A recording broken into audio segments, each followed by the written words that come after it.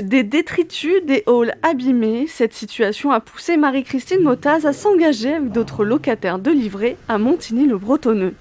Par rapport aux charges qu'on nous demande et par rapport à l'entretien de nos bâtiments, par rapport aux services qu'un bailleur nous doit, parce qu'on a des devoirs, c'est de payer notre loyer, mais on a aussi des droits, c'est de vivre dans un lieu propre et de se sentir respecté. J'ai pu constater une amélioration, hein, mais on voit bien que l'entretien courant n'est pas fait.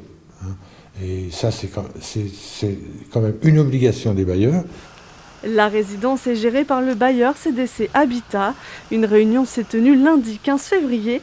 La société de nettoyage est régulièrement mise en demeure. Ces derniers mois, nous avons remarqué une multiplication des actes d'incivilité qui ont participé à l'insatisfaction de nos locataires. À ce titre, en fait, nous avons envoyé des courriers d'avertissement aux locataires identifiés et nous sommes rapprochés des services de la ville et de la police pour obtenir une patrouille plus régulière. Depuis le 4 février, CDC met en place des vacations d'agents de médiation. 11 caméras devraient être installées à partir de mars 2021, livrées et réhabilitées depuis 2 ans. À Plaisir, une habitante du Valibou connaît des conditions difficiles.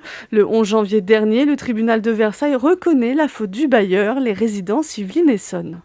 Quoi qu'elle fasse en termes de ménage, jamais elle ne parviendra à enlever cette odeur de moisi parce que l'isolation des fenêtres laisse à désirer, parce qu'elle évacue les eaux usées de son lave-linge dans son évier.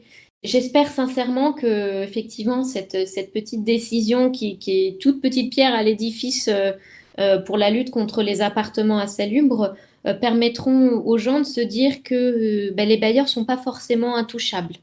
Le bailleur prend acte de cette décision de justice et ne souhaite pas la commenter. Une demande de relogement de la résidente a été déposée. Selon la Fondation Abbé Pierre, la France compterait entre 450 000 et 600 000 logements indignes.